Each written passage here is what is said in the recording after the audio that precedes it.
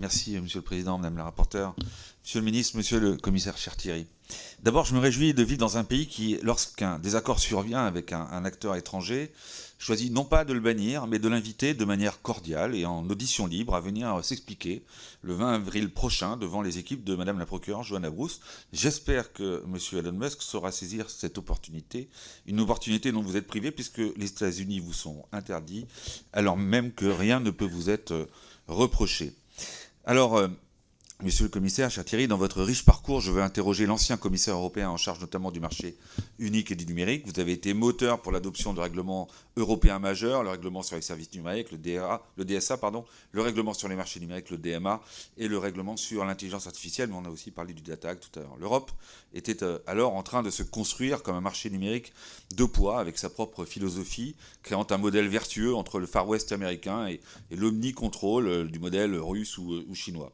Depuis, pourtant, l'Europe semble à l'heure de se servir de son pouvoir de sanction contre les à l'heure de se servir de son pouvoir de sanction contre les grands acteurs américains ou chinois. Depuis, les États membres multiplient les ébauches de réglementation nationale sur les mineurs et le numérique, sur les data centers ou sur l'imitation à imposer l'IA, comme le Sénat la semaine dernière. On a aussi de la jurisprudence d'ailleurs issue de certaines ONG. Je pense à ce qu'a fait Democracy Reporting International en Allemagne, qui obtient l'accès aux données. Je pense aussi à ce qui a été fait aux Pays-Bas vis-à-vis de Meta. Mais tout ça est une fracturation supplémentaire parce que Meta revendique que cela ne s'appliquera qu'aux Pays-Bas.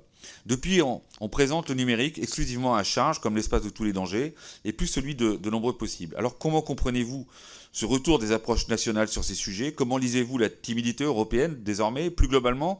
Et pour être dans le thème de cette commission, n'est-ce pas le moyen le plus sûr pour être dépendant en matière numérique que d'agir en français et non en européen, dans un moment, et je vais vous citer, où vous avez rappelé qu'il faut accepter, voire provoquer le rapport de force. Deuxième question autour des chipsets. Le Chips Act européen prévoit environ 43 milliards d'euros d'ici 2030, alors que TSMC, le T de TSMC étant Taïwan, et même si on a SML en Europe, investit à lui seul plus de 50 milliards de dollars par an entre la R&D et la capacité industrielle.